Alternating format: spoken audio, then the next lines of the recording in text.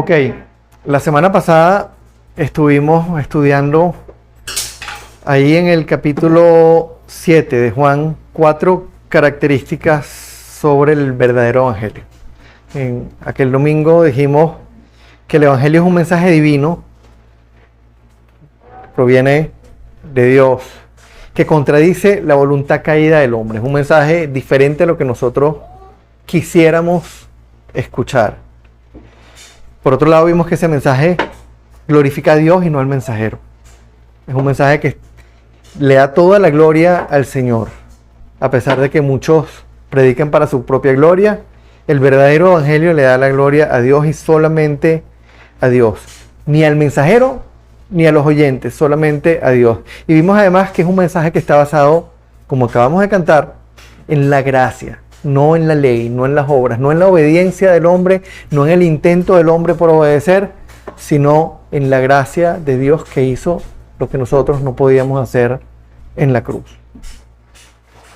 Hoy vamos a continuar ahí mismo en el capítulo 7. Perdón. Pero antes de continuar con el capítulo y antes de pasar directamente al sermón, quisiera que nos tomemos un minuto para ponernos en las sandalias de la audiencia original de Juan. Ya lo hemos dicho antes, Juan escribió para gentiles, no para judíos, escribió para gentiles, personas que en su mayoría además no eran creyentes.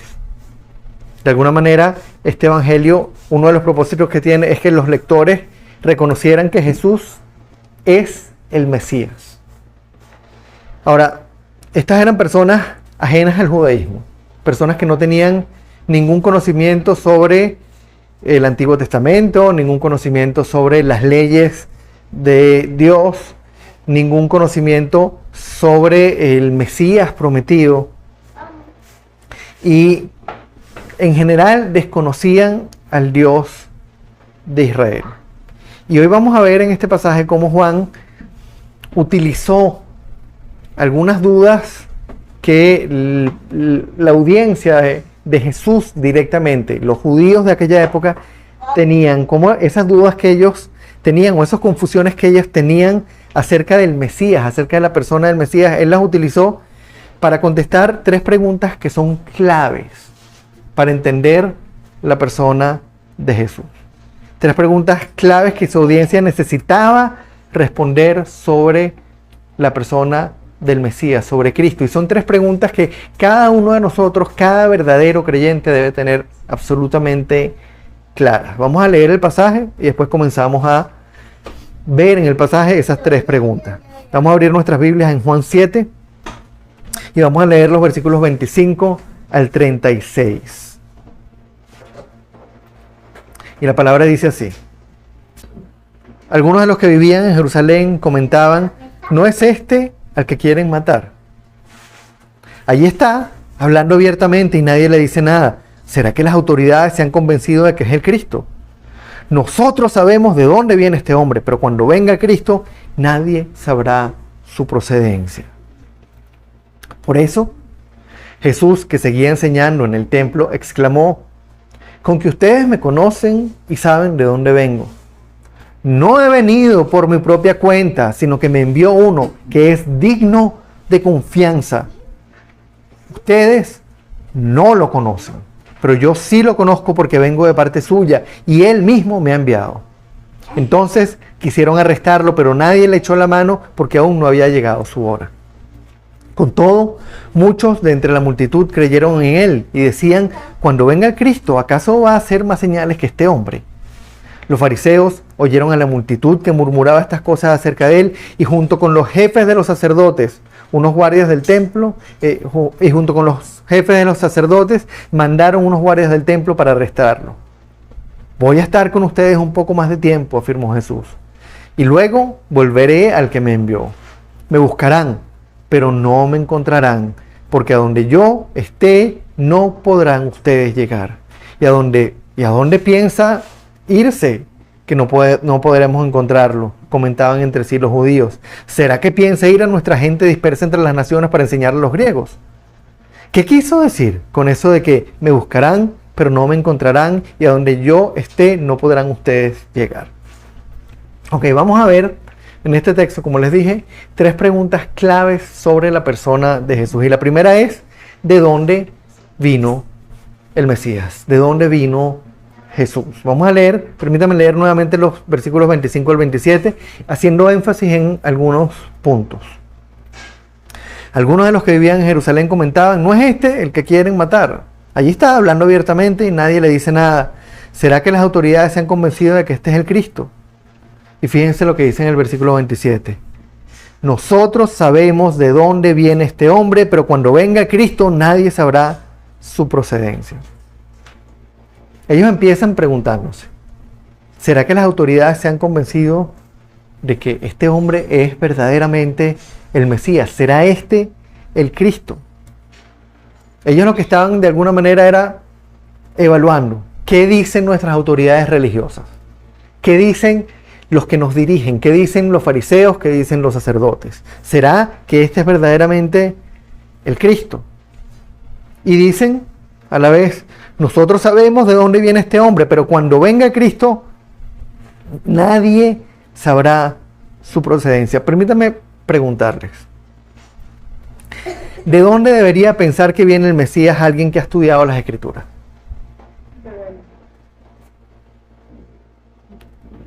Obviamente, el Mesías debe venir de Dios, de nadie más. Quien envía al Mesías es Dios mismo. El origen del Mesías está en el plan de Dios. Pero los judíos decían saber de dónde venía Jesús porque conocían a su familia terrenal. Conocían a su padre, conocían a su madre, conocían a sus hermanos y dicen, sabemos de dónde viene este hombre. Ahora fíjense lo que había dicho él mismo ahí en Juan capítulo 6, versículo 37. He bajado del cielo no para hacer mi voluntad, sino la del que me envió. He bajado del cielo. Él mismo les había dicho de dónde venía. Tenía una familia terrenal, tenía una madre, tenía un padre terrenal, tenía unos hermanos, había nacido en un pueblo, había sido criado en otro, pero él no venía ni de Belén, ni venía de Nazaret. Él venía del cielo. He bajado del cielo para hacer la voluntad del que me envió. Y ahí en el versículo 28-29, ante esta pregunta o ante esta aseveración de ellos diciendo, nosotros sabemos de dónde viene, pero cuando venga Cristo nadie sabrá su procedencia, él les dice, con que ustedes me conocen y saben de dónde vengo. No he venido a ustedes por mi propia cuenta, sino que me envió uno que es digno de confianza. Ustedes no lo conocen, pero yo sí lo conozco, porque vengo de parte suya y él mismo me ha enviado. Él contesta, no vine por cuenta propia, me envió uno que es digno de confianza. Y fíjense qué dura esta frase, pero ustedes no lo conocen. En otras palabras, me envió uno que es digno de confianza. Ustedes no lo conocen, ustedes no conocen a Dios, ustedes no conocen al Padre. Pero yo sí lo conozco porque vengo de parte suya y él mismo me ha enviado. Hermanos, ¿se dan cuenta de lo terrible que sería que Jesús nos dijera eso a nosotros? Ustedes no conocen a Dios. Yo sí lo conozco porque vengo de él, pero ustedes no lo conocen. Eso fue lo que él les dijo a ellos aquel día. Vengo de uno que es digno de confianza, él me envió, pero ustedes no lo conocen. Y es un hecho, hermanos, que hay muchas personas hoy en día que ven a Jesús como un hombre. Sabemos de dónde viene porque conocemos a su padre y a su madre. Eso fue lo que dijeron los judíos. Pero cuando venga el Mesías no sabremos de dónde viene. Y hoy muchas personas ven a Jesús como un hombre, como un maestro, alguien que vino a enseñarnos a vivir mejor. Otros tal vez lo ven como un profeta que vino a dar un mensaje. Pero eso no fue lo que Cristo mismo dijo. ¿Se acuerdan cómo empieza el Evangelio de Juan? versículo 1, capítulo 1, versículo 1. En el principio ya existía el verbo y el verbo estaba con Dios y el verbo era Dios. Y hermanos, si nos ponemos en las sandalias de la audiencia de Juan, ellos ya habían leído eso y ellos vienen leyendo todo lo que nosotros hemos estado estudiando estas semanas. Y para ellos, así como debería ser para nosotros, esto está totalmente claro. Esto debería estar totalmente claro. Jesús no era un hombre cualquiera. Jesús fue el Verbo encarnado. Él es el creador de todas las cosas. Sin Él, nada de lo creado hubiese llegado a existir. Él bajó del cielo a cumplir un propósito. Y la tragedia es que para muchas personas eso no está claro. La tragedia es que incluso personas que van a la iglesia no están claras en quién es Cristo. Y no están claras en quién es Cristo, ¿por qué? Por un lado, porque no leen las Escrituras. Y por otro, porque en el púlpito no le hablan realmente de quién Él es. Les hablan de quiénes pueden ser ellos en Cristo, de las cosas que ellos pueden lograr, de los sueños que pueden tener, de las riquezas que pueden obtener, de la sanidad y de la salud que pueden tener, de los prodigios que pueden ver. Pero no se les habla a las personas de la verdadera identidad del Mesías. Hay mensajes motivacionales, hay mensajes que giran en torno al hombre, pero no en torno a Cristo. Y la iglesia no gira en torno al hombre, la iglesia gira única y exclusivamente en torno a Jesús. Era en su cabeza. Y no es un hombre. Se encarnó. Tuvo cuerpo. Murió. Resucitó con un cuerpo glorificado. Lo veremos de nuevo con un cuerpo glorificado. Pero no es un hombre como nosotros. Es Dios. Y eso es tremendo. Muchas personas hoy en día, no solo en la calle, aún dentro de las iglesias, no están claras de quién es Jesús. Y es ahí donde viene la segunda pregunta. ¿Cómo podemos reconocerlo? ¿Cómo podemos saber realmente quién es Jesús? Los versículos 30 y 31 dicen: entonces quisieron arrestarlo, pero nadie le echó la mano porque aún no había llegado su hora. Con todo, muchos de entre la multitud creyeron en él y decían: cuando venga el Cristo, ¿acaso va a hacer más señales que este hombre? Vemos de nuevo esta frase: aún no había llegado su hora, la hora de la cruz. Ya hemos hablado de eso en otras oportunidades, y por eso no podían arrestarlo. Y después dice: muchos creyeron en él por las señales que hacía. Vieron las señales y creyeron. Cuando venga Cristo, hará más señales que este hombre. Yo les pregunto, ¿qué dirían en este momento al leer esto los primeros lectores de Juan? Esos que habían leído todos estos primeros capítulos que nosotros hemos estado estudiando. ¿Qué versículos le vendrían a la mente? A mí me vienen rápidamente algunos versículos ahí en el capítulo 2. Mientras estaba en Jerusalén durante la fiesta de la Pascua, muchos creyeron en su nombre al ver las señales que hacía. Muy parecido. Muchos creyeron porque vieron las señales. En cambio, Jesús no les creía porque los conocía a todos. No necesitaba que nadie le informara nada acerca de los demás, pues él conocía el interior del ser humano. Y eso lo hemos repetido en muchas ocasiones. La gente comió pan hasta saciarse, comieron pescado hasta saciarse, pero lo buscaban, ¿por qué? Porque tenían la barriga llena, saciaron su hambre y no veían a dónde apuntaba la señal. Querían el milagro, pero no el Dios del milagro. Y la pregunta es, ¿qué decimos nosotros? ¿Acaso creemos en Jesús? ¿Creemos que Él es el Mesías porque ha hecho milagros en nuestra vida? ¿Creemos que Él es el Mesías porque hemos visto cosas maravillosas? Hermanos, eso desgraciadamente es lo que sigue moviendo a la mayoría de las personas hoy en día. Ver señales. Y para muestra un botón, solo vean cómo se llenan estadios enteros cuando hay una campaña de sanidad. Se llenan los templos a más no poder, se llenan los estadios, la gente viaja por todos persiguiendo a estos hombres que predican sanidad y que predican milagros. Y acuden a él millares de personas enfermas, haciendo todo lo posible, buscando sanidad, buscando la señal. Sin embargo, muchísimas de esas personas salen corriendo cuando escuchan la palabra de Dios predicada como Él le reveló en la Biblia. Dicen, no, ese no es el Dios que nosotros queremos. No, ese no es el Dios que va a hacer lo que yo quiero que haga. Ese Dios santo, santo, santo, que nos dice que somos pecadores y que no podemos hacer nada por cuenta propia para acercarnos a Él, y que nos llama al arrepentimiento y que nos llama a confiar en la sangre de Cristo en la cruz, pero a entregar nuestra vida a Él para que nuestra vida sea transformada y cambiada.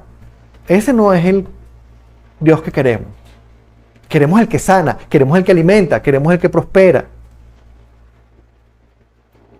Hoy la gente sigue viendo las señales, pero corren despavoridos cuando escuchan la palabra de Dios predicada como Él la reveló.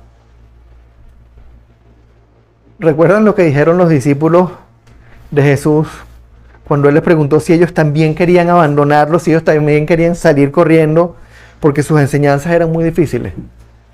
Ahí ese final de toda esa, la alimentación de los 5,000, Jesús caminó sobre el agua, viene todo el discurso del pan, yo soy el pan de vida, y muchos dicen, esto es muy difícil, y ¡pum!, lo abandonan. Y Jesús se voltea y le pregunta a los discípulos, ¿y ustedes también se van? ¿Recuerdan qué contestó Pedro? ¿A quién iremos? Versículo Juan 6, 68 y 69. ¿A quién iremos? Tú tienes palabras de vida eterna y nosotros hemos creído y sabemos que tú eres el Santo de Dios. ¿A quién iremos? Tú eres el hacedor de milagros y tú puedes sanarnos. No. ¿A quién iremos? Tú tienes palabras de vida eterna. Y nosotros hemos creído y sabemos que tú eres el Santo de Dios. Hermanos, si queremos conocer a Jesús, tenemos que comenzar por hacer ¿qué? Abrir nuestras Biblias y ver cómo Él se presentó a sí mismo. La palabra de Dios está ahí, está escrita. Esas palabras de vida eterna que Él habló quedaron plasmadas en papel para que nosotros pudiéramos leerlas. Eso nos lleva a la tercera pregunta. La segunda, ¿cómo podremos reconocerlo? A través de las Escrituras. ¿Cómo podremos reconocerlo? Viendo cómo Él se presentó. Porque cuando nos sumergimos ahí, el Espíritu Santo hace la obra. El Espíritu Santo no va a hacer la obra ante una predicación que nos dice, Dios quiere prosperarte y quiere hacerte rico. Dios quiere que tengas mucho dinero y que vivas una vida exitosa. El Espíritu Santo va a hacer la obra frente a un mensaje que nos dice, Dios es santo, tú eres pecador y no puedes hacer nada para reconciliarte con Él. Pero Él se hizo hombre y se entregó en la cruz para pagar por tu pecado. ¿Cómo lo reconoceremos? A través del Evangelio. Así lo reconoceremos. Vamos a la tercera pregunta, y es, ¿qué vino a hacer? Versículos 32 y 33. 32 al 35, perdón. No, al 34. Los fariseos oyeron a la multitud que murmuraba estas cosas acerca de Él, y junto con los jefes de los sacerdotes mandaron unos guardias del templo para arrestarlo. Voy a estar con ustedes un poco más de tiempo, afirmó Jesús, y luego volveré al que me envió. Me buscarán, pero no me encontrarán, porque a donde yo esté no podrán ustedes llegar. Los líderes religiosos seguían intentando arrestarlo. Y Él les dice, voy a estar con ustedes un poco más de tiempo y luego volveré al que me envió. Me buscarán, pero no podrán encontrarme, porque donde yo esté no podrán ustedes llegar. Hermanos, Jesús había comenzado su ministerio. Se acercaba la hora en que Él iba a ser crucificado, iba a resucitar e iba a volver a estar en la presencia del Padre. Una vez que resucitara, Él iba a fundar su iglesia para que fuesen representación suya a predicar el Evangelio a todas las naciones. Y todo verdadero creyente da testimonio de eso porque cree en las Escrituras y recibió el Evangelio a través de la iglesia de Jesucristo. Algún cristiano le presentó la palabra. Lo último que él dijo fue: vayan y hagan discípulos de todas las naciones, bautizándolos en nombre del Padre, del Hijo y del Espíritu Santo y enseñándoles a obedecer todo lo que yo les he enseñado a ustedes. Fue la comisión que él le dio a la iglesia. Esa es nuestra tarea. Somos sus representantes y vamos con su palabra, esa que permite que una persona lo reconozca. Vamos y damos ese mensaje a las naciones. Nosotros damos testimonio porque así ocurrió con nosotros. Así ocurrió con la audiencia de Juan y así ocurrió con cada cristiano que ha pisado este planeta. Ahora, fíjense qué trágica esa pregunta irónica que hacen los judíos cuando él dice: volveré al que me envió, me buscarán, pero no me encontrarán, porque donde yo esté, ustedes no van a poder llegar. Ellos dicen, y versículos 35 al 36, ¿y a dónde piensa irse que no podremos encontrarlo? ¿Será que piensa ir a nuestra gente dispersa en las naciones, entre las naciones, para enseñar a los griegos? ¿Qué quiso decir con eso de que me buscarán, pero no me encontrarán, y a donde yo esté, no podrán ustedes llegar? ¡Wow! ¿Será que piensa ir a nuestra gente dispersa entre las naciones para enseñar a los griegos? ¿Qué creen que ustedes que hubiese contestado a los primeros lectores de Juan esa pregunta? Entre los cuales había unos cuantos griegos. ¡Sí! ¿Qué contestaríamos nosotros? Por supuesto que sí. Él fue a las naciones a predicar el Evangelio. Fue a los gentiles a predicar el Evangelio. Él vino a nosotros, vino a los gentiles a través de su iglesia para que escucháramos las buenas nuevas, para que escucháramos su palabra y lo reconociéramos. Hermanos, siendo Dios, Jesús fue enviado por el Padre. Vino a este mundo a cumplir lo que había sido anunciado en las Escrituras. Él vino a salvar lo que estaba perdido, vino a dar vida a lo que estaba muerto. Y el precio que pagó fue su sangre. Pero jamás vamos a reconocerlo si no es a través de la Biblia, si no es a través del Evangelio. Esto no se trata de enseñanzas humanas, no se trata de mensajes motivadores, de profecías inventadas por los hombres, no se trata de que alguien nos diga que Jesús puede prosperarte, o que Jesús puede sanarte, o que Jesús puede hacerte exitoso. Esto se trata de que a través de las Escrituras nosotros llegamos a conocer a Cristo y que a través de las Escrituras, de presentarle las Escrituras a otros, otros también puedan llegar a reconocerlo. Él llegó a nosotros a través de su palabra escrita, comunicada por su iglesia. Fue Él quien vino, fue Él quien nos rescató, fue Él quien nos enseñó, fue el Padre quien nos atrajo hacia Él. ¿Recuerdan lo que le dijo a los judíos? Si el Padre, ustedes no pueden venir a mí, nadie puede venir a mí si el Padre no lo atrae hacia mí. Fue Él quien abrió nuestra mente, fue Él quien abrió nuestros corazones para creer, pero fue a través de su palabra predicada por su iglesia. Hermanos, como discípulos suyos, nosotros debemos poder contestar estas dudas. Podemos contestar, estas 3 preguntas sin dudar. Estas preguntas que nos hicimos hoy deberían estar así en nosotros. ¿De dónde vino Jesús? Del Padre. ¿Cómo podemos reconocerlo? A través de sus Escrituras, a través del Evangelio. ¿A qué vino? A salvarnos, a hacernos sus discípulos, para que vayamos y compartamos las buenas nuevas para su gloria. Y la pregunta es, ¿podemos nosotros responderlas sin dudar? ¿Podemos nosotros responder estas preguntas así? Tiene que ser así. Quienes no puedan responderlo, tienen una tarea urgente por hacer. Y las respuestas nada más las van a entender en la Biblia. Esto no se trata de memorizar algo. Esto se trata de que el Señor haga la obra, nos transforme y estas respuestas salgan del corazón, no de la mente, no de un entendimiento, de una cosa intelectual. salgan del corazón, de que realmente entendemos, sabemos y vivimos que Jesús es Dios. Que en su palabra Él se presentó a sí mismo y que ahí podemos reconocerlo. Y que sabemos a qué vino y a qué nos llamó. Hay mucha gente que está sentada hoy en día en las iglesias que no puede contestar estas preguntas. Muchísimas personas que hoy en día se llaman a sí mismas cristianas que no pueden contestar las preguntas. Y nosotros tenemos que preguntarnos honestamente, ¿yo puedo contestar estas preguntas con absoluta certeza de corazón, sin tener que articular una idea?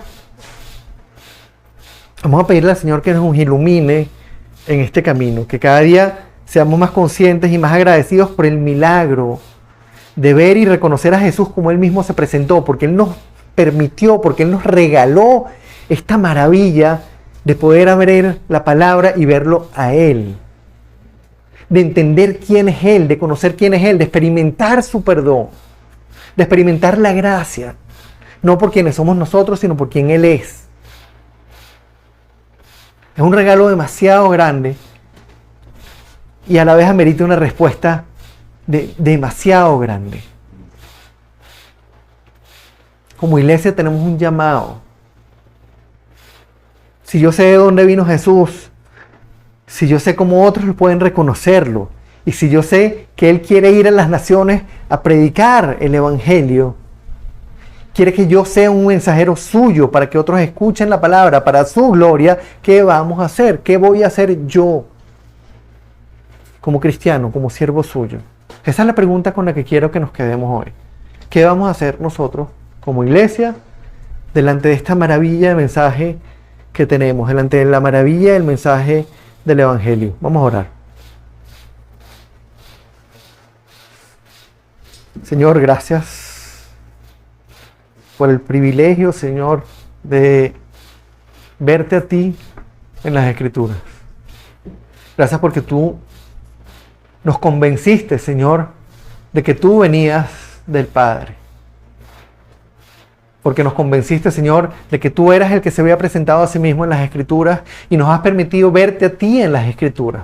Conocer tu carácter, conocer tus planes, conocer tus atributos, conocer tu gracia, disfrutar de tu perdón, Señor. Señor, sabemos que no hay una manera de reconocerte que no sea a través de la Biblia. Y queremos pedirte, Señor, que nos des la claridad para entenderte y conocerte cada día más y para poder ir a compartir ese mensaje con otros, Señor. Que esa frase, esa pregunta que fue una ironía en boca de los judíos, ¿será que piensa ir a predicar entre los gentiles? Sea una realidad en nosotros, Señor. Que esa sea nuestra realidad día a día. Que ese mensaje que tú predicaste, Señor, sea lo que nosotros comuniquemos. Que esa palabra que tú revelaste, Señor, sea lo que salga de nuestra boca. Y que estemos dispuestos, Señor, a ir, a compartirla, para tu gloria. Porque para eso nos comisionaste. Esa fue la tarea que nos diste, Señor. Nos salvaste, nos reconciliaste, nos diste vida cuando estábamos muertos y nos enviaste, Señor, a ser tus testigos, a ser tus mensajeros en un mundo que está caído, Señor. No sabemos quiénes van a escuchar. Muchos rechazarán el mensaje, pero tú sí sabes quiénes van a escuchar, Señor. Y eres tú el que hace la obra. Nuestro papel, nuestro rol, nuestra responsabilidad es compartir el mensaje con amor y con misericordia. Ayúdanos a hacerlo, Señor. Te bendecimos y te alabamos, Padre, en el nombre de Cristo. Amén y amén.